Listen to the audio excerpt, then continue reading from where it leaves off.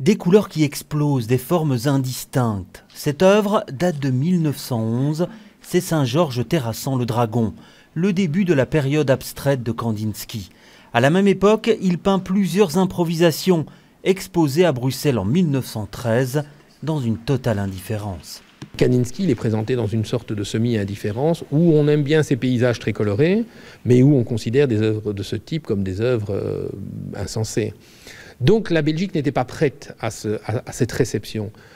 Elle va maturer à un autre rythme. L'abstraction en Belgique vient plus tard qu'en Allemagne. L'expressionnisme belge, il est en retard par rapport à l'expressionnisme allemand. Un siècle plus tard, revoilà donc Kandinsky dans la capitale.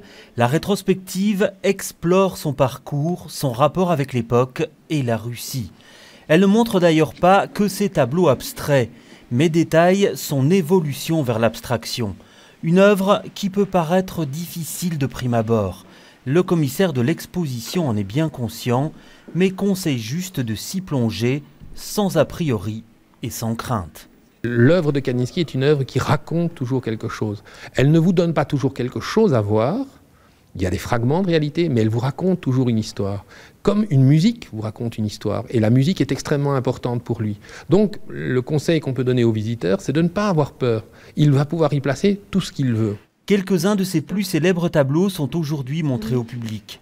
Il y manque encore le clou de l'exposition, sa première œuvre complètement abstraite, bloquée à Istanbul, mais qui devrait en principe arriver à Bruxelles avant l'ouverture de l'expo vendredi.